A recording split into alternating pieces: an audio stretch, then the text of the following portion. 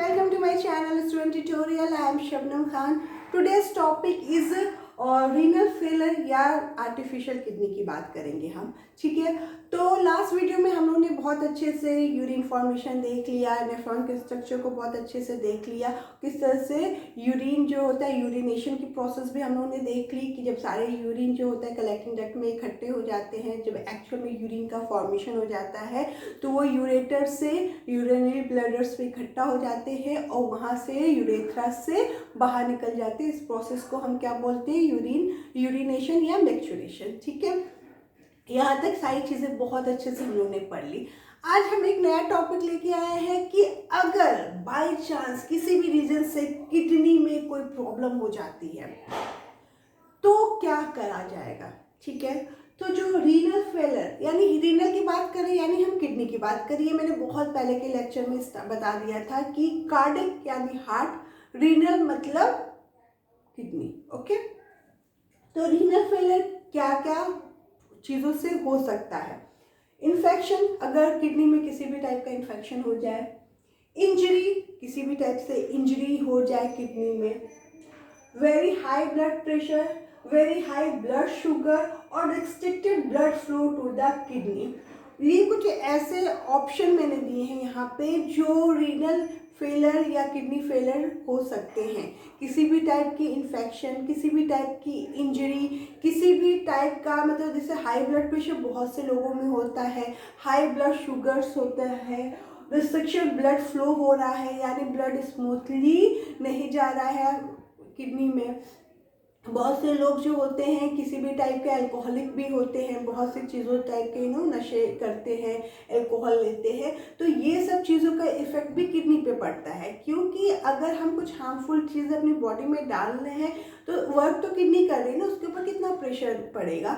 एक टाइम के बाद उस चीज़ की वजह से किडनी में बहुत सी चीज़ें स्टार्ट हो जाएंगी, वो वर्क प्रॉपरली नहीं कर पाएगी और ब्लड का प्यूरिफिकेशन तो बहुत ही ज़रूरी है ना। तो क्या हो पाएगा जब किडनी वर्क नहीं कर पाएगी, यूरिन अच्छे से फॉर्म नहीं हो पाएगा, ब्लड अच्छे से प्यूरिफाई नहीं हो पाएगा, तो कितनी ढेर सारी प्रॉब्लम बॉडी में स्टार्ट हो जाएगी, आप इमेजिन कर सकते हो ना। तो यही बात है कि जो रीनल फेलर है वो किडनी फेलर है। किडनी का फेलर बहुत से रीज़न से हो सकता है, किसी भी टाइप के इन्फेक्शन से हो सकता है, किसी भी टाइप की इंजरी से हो सकता है, हाई ब्लड प्रेशर से हो सकता है अगर उसको कंट्रोल ना किया जाए, हाई ब्लड शुगर से हो सकता है अगर उसको कंट्रोल ना किया जाए, किसी भी तरह से रिस्ट्रिक्टेड फ्लो हो रहा है ब्लड का उससे हो सकता है, अगर पर्सन अल्कोहलिक है और बहुत लंबे टाइम से अल्कोहल ले रहा है तो किडनी पर प्रेशर पड़ेगा वर्क का, जिससे वो एक टाइम के बाद डैमेज हो जाएगी। तो ये सब रीज़न है रीनल फेलर के, ठीक है। अब क्या है कि other waste product to build up in the blood, complete failure of the kidney allow to the urea and other waste product to the build up in the blood। अब क्या हुआ, जब किडनी फेल हो गया, work ही नहीं कर रहा है, तो किडनी का एक्चुअल काम क्या है? प्यूरिफिकेशन का, वो ब्लड को प्यूरिफाई करता है।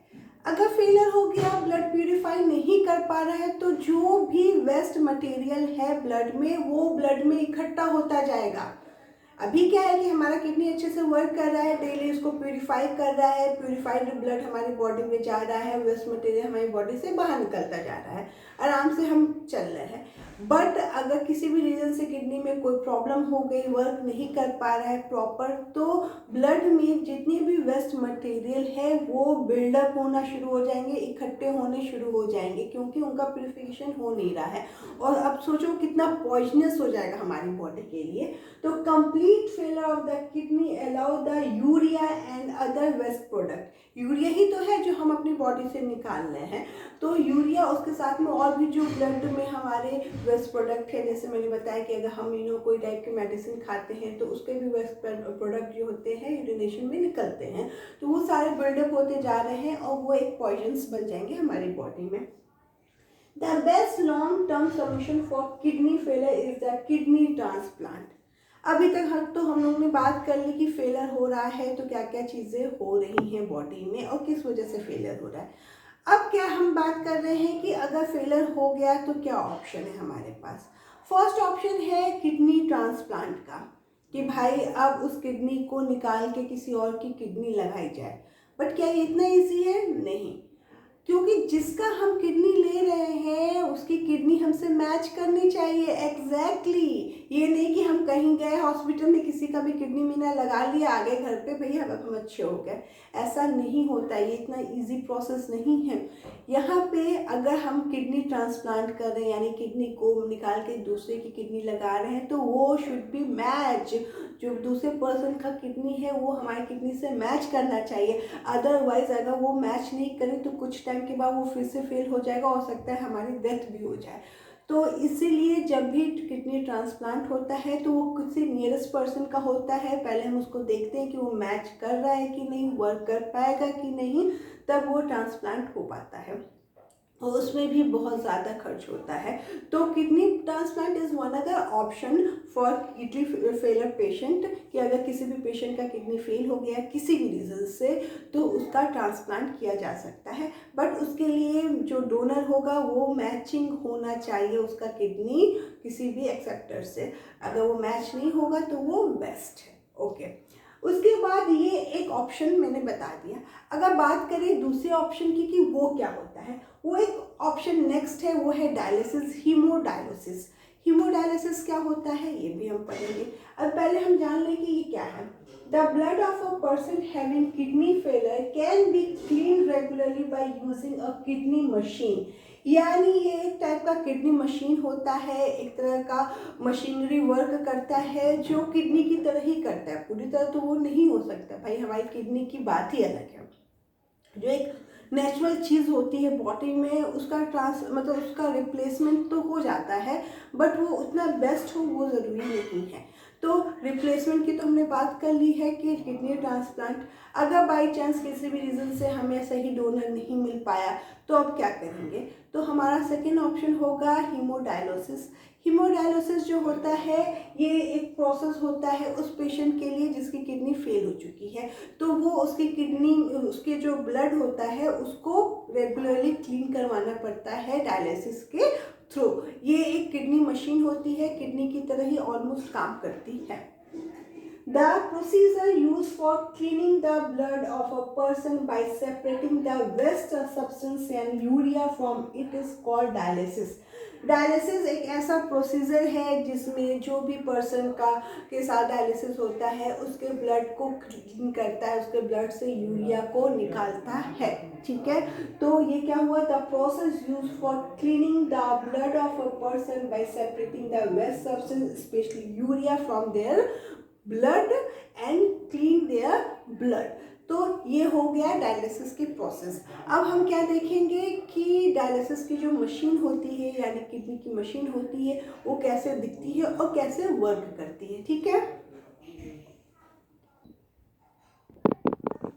ये है डायलाइसर मशीन। क्या है, जो हम लोग बात कर रहे थे कि किडनी का जो भी डायलिसिस हो रहा है, जिनके किडनी फेलियर हो चुका है, तो वो डायलिसिस क्या होता है, वो जाते हैं हॉस्पिटल, वहाँ पे डायलिसिस कराते हैं। तो कुछ इस तरह की प्रोसेस होती है डायलिसिस की, मैं यहाँ पे एक्सप्लेन करूँगी इसको।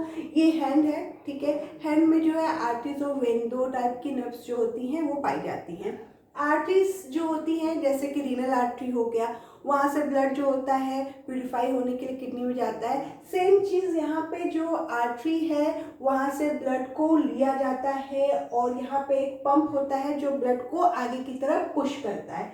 ये एक डायलिसर है जिसमें और ढेर सारी ट्यूब्स पाई जाती हैं जो सेलेक्टिवली परमेबल होती हैं। ठीक है, कुछ चीज़ों के लिए वो सेलेक्टिवली परमेबल होती हैं। इसमें एक फ्रेश सोल्यूशन भरा होता है जो ग्लूकोज, जिस सोल्यूशन में ग्लूकोज, सॉल्ट, वाटर, ये सारी चीज़ें इस सोल्यूशन में पाया जाता है। अब क्या होता है कि ये हैंड है, यहाँ से रीनल आर्टरी और रीनल वेन दोनों जा रही हैं। रीनल आर्टरी से और डायलिसर को अटैच किया जाता है, वहाँ से ट्यूब के जरिए ब्लड को यहाँ पे पंप करके इस ट्यूब्स में बहाया जाता है।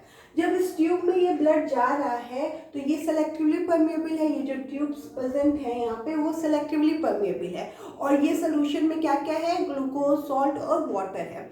जब ब्लड यहाँ से जा रहा है तो परमेबल है, तो वो जो भी ब्लड में यूरिया है या नाइट्रोजनस वेस्ट प्रोडक्ट है या हार्मफुल प्रोडक्ट है वो यहाँ से सेलेक्ट होके ब्लड में ये जो भी डायलिसिस सॉल्यूशन है उसमें चला जा रहा है। ठीक है, और जो डायलिसिस सॉल्यूशन में जो भी अच्छी चीज़ें हैं जैसे ग्लूकोज हो गया और सॉल्ट हो गया, वाटर हो गया, वो इस सोल्यूशन से इसमें आ रहा है, इस सोल्यूशन से इसमें आ रहा है। अब देखो यहाँ पे ब्लड जो है, ये जो आरटी की ब्लड है यहाँ पे आ रही है, इससे सारे के सारे नाइट्रोजनस और वेस्ट प्रोडक्ट बाहर निकलते जा रहे हैं। धीरे धीरे इसके अंदर जो भी गुड थिंग्स जो भी सोल्यूशन में पाए जाते हैं वो इसके अंदर जा रहे हैं और यहाँ पे ब्लड ऑलमोस्ट प्यूरिफाइड हो चुका है।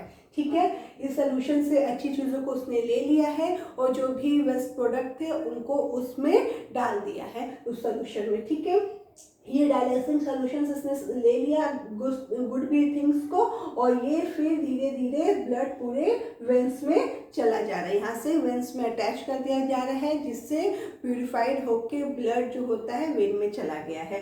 तो देखो यहाँ पे दिखा रहा है ना कि ये डर्टी ब्लड है जो इसमें जा रहा है और यहाँ से ये क्लीन ब्लड जो है इसमें आके वेन में चला जा रहा है। जिस तरह से किडनी के प्रोसेस में होता है कि जो भी ब्लड वेसल्स पाए जा रहे हैं चारों तरफ वो अल्ट्राफिल्ट्रेशन रीएब्जॉर्प्शन और सेलेक्टिवली मतलब रीएब्जॉर्प्शन और सिक्रेशन, ये तीनों प्रोसेस से चीज़ों को ब्लड को अच्छी तरह से प्यूरिफाई करके फिर ये जो ब्लड वेसल्स जो नेफ्रॉन के चारों तरफ पाए जाते हैं वो रीनल वेन से हार्ट की तरफ चले जाते हैं।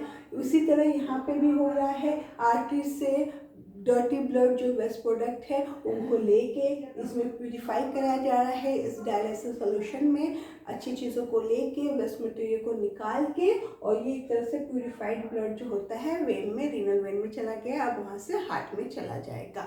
तो ये सारी प्रोसेस है, ये यूज डायलिसिंग सोल्यूशन है जो यूज़ हो रहा है। वेस्ट सब्सटेंस जो होता है डिफ्यूज आउट हो रहे हैं ब्लड से। ये जो टैंक है जिसमें water containing glucose and salt solution भरा हुआ है, ये टैंक में सोल्यूशन भरा हुआ है जिसको डायलिसिस सोल्यूशन बोलते हैं। उसमें क्या क्या है, वाटर है, ग्लूकोज है एंड सॉल्ट है। ठीक है, और बाकी सेलेक्टिवली परमेबल ट्यूब्स है जिसमें ब्लड फ्लो कर रहा है। इस ट्यूब से अच्छी चीज़ें जो है गंदी जो भी वेस्ट मटेरियल है वो सोल्यूशन में जा रहा है और सोल्यूशन से गुड थिंग्स जो है वो ब्लड में आ रहे हैं। इस तरह से ब्लड का प्यूरिफिकेशन होता है। ये एक तरह से आर्टिफिशियल किडनी का काम कर रहा है। इसको हम क्या बोलेंगे, डायलिसिस की जो प्रोसेस हो रही है वो एक आर्टिफिशियल किडनी की तरह हो रही है, बट ये पूरी तरह से हमारी किडनी का वर्क नहीं कर पाती। ये एक ऐसा सोल्यूशन है जो कुछ दिन तक पर्सन को जिंदा रहने में हेल्प करता है, बट क्योंकि यहाँ पे 100% प्यूरिफिकेशन नहीं हो पाएगा। जो एक नेचुरल किडनी है वो जितना वर्क कर सकती है, जिस तरह से वर्क कर सकती है, वो कोई भी आर्टिफिशियल चीज़ नहीं कर सकती। ये बहुत ही क्लियर चीज़ है। ठीक है, ये एक प्रोसेस है जिसमें हमारा जो भी ब्लड है उसका प्यूरिफिकेशन हो पा रहा है, बट 100% नहीं हो पा रहा है। 100% के लिए किडनी ही वो वर्क कर सकती है। तो क्या होता है कि एक टाइम के बाद कुछ चीज़ें ब्लड में रही जाती हैं। यहाँ पे क्या हो रहा है, वो सोल्यूशन से क्या ले पा रहा है, glucose, water and salt, amino acid या बहुत से ऐसे न्यूट्रिएंट्स हैं जो ब्लड को होने चाहिए ब्लड के पास, वो नहीं हो पाते हैं। तो क्या होता है, धीरे धीरे इस डायलिसिस का यूज़ करते करते पेशेंट के ब्लड में बहुत से न्यूट्रिशन की कमी हो जाती है। भाई ये जो प्रोसेस है वो अब डेली बेसिस पे हो गया है। अब उसको हर दिन कुछ मतलब जाके ब्लड का प्यूरिफिकेशन करना है। अब ब्लड प्यूरिफाइड तो किसी भी तरह से हो जा रहा है, बट उसके न्यूट्रिशन जो होते हैं वो ख़त्म होते जा रहे हैं या उसको जो चाहिए वो पूरी तरह से कम्प्लीटली मिल नहीं पा रहा है। तो उस पेशेंट में न्यूट्रिशन की डिफिशिएंसी होना स्टार्ट हो जाती है। ठीक है, शुरू में तो चलो चलता है, फिर धीरे धीरे वो डिफिशिएंसी इतनी बढ़ जाती है कि वो पर्सन का डाई होना तो है। तो ये एक ऐसा प्रोसेस है जिसमें कोई भी पेशेंट, किडनी फेलियर पेशेंट कुछ टाइम के लिए जिंदा रह सकता है, अपने आप को बचा सकता है, बट ये परमानेंटली अगर मैं बोलूँ कि काफ़ी लॉन्ग टर्म तक हो पाएगा ये ज़रूरी नहीं है। तो क्यों नहीं ज़रूरी है, क्योंकि इस प्रोसेस में पूरी तरह से न्यूट्रिशन ब्लड को नहीं मिल पाता है। कुछ ना कुछ न्यूट्रिशन की कमी ब्लड में होती रहती है और वो इतनी बढ़ जाती है एक टाइम के बाद कि वो पर्सन के ब्लड में न्यूट्रिशन डिफिशिएंसी हो जाती है और वो पर्सन फिर डाई हो जाता है। तो ये एक आर्टिफिशियल किडनी का डायलिसिस प्रोग्राम है जिसमें हमारे आर्टरी से ब्लड को लेके इस टैंक में भरे सोल्यूशन से प्यूरिफाई कराया जाता है। उस सोल्यूशन में ग्लूकोज, वाटर और सॉल्ट होता है, जहाँ पे यहाँ पे ब्लड आके प्यूरिफाई हो रहा है, वेस्ट चीज़ों को सोल्यूशन में डाल रहा है, अच्छी चीज़ों को ले रहा है, क्योंकि ये सिलेक्टिवली परमेबल है। यहाँ से लेने के बाद अब इसको हम वेन से अटैच करा दे रहे हैं और ये प्यूरिफाइड ब्लड वेन में जाके फिर हार्ट में जा रहा है। ये एक प्रोसेस है जो किडनी फेलियर पेशेंट के साथ होता है, बट ये एक परमानेंट सोल्यूशन नहीं है, क्योंकि यहाँ पे न्यूट्रिशन डिफिशिएंसी का होना ही है।